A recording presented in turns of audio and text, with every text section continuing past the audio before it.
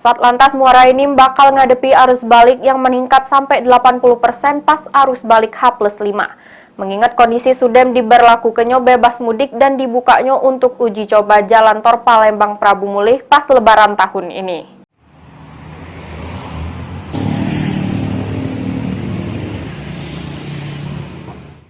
Menghadapi arus balik Lebaran 2023, Satlantas Polres Muara Enim sudah memprediksi bakal ada peningkatan dari arah Muara Enim ke Palembang serta arah sebaliknya.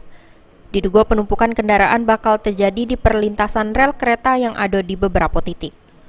Untuk mengatasi kondisi ini, Satlantas bekerjasama dengan stakeholder lainnya untuk mengatur jalur kendaraan supaya tidak memotong antrian pas kereta Babaranjang melintas. Tertibnya pengendara untuk melintas bakal memperlancar arus kendaraan serta tidak nimbul kemacetan di lokasi tersebut. Kasat Lantas Polres Muara Enim AKP Suswandi jelaskan, amun timnya sudah memprediksi mulai dari H+5, mulai dari arah Palembang Muara Enim, itu juga dari arah sebaliknya. Peningkatan kendaraan untuk arus balik bisa mencapai 80% baik dari kendaraan pribadi, travel, serta angkutan umum lainnya. Penumpukan kendaraan bakal terjadi di sejumlah titik jalur perlintasan rel kereta. Selain itu, dengan dibukanya jalan tol Palembang Prabu Mulih, bakal nyebab ke adanya kepadatan kendaraan yang keluar dari pintu tol Prabu Mulih ke arah Kabupaten Muara Enim.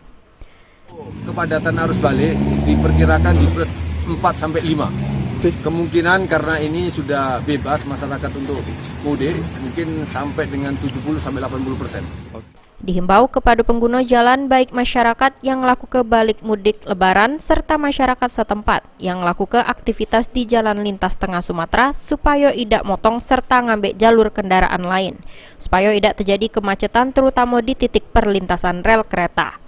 Mardiansyah, PAL TV.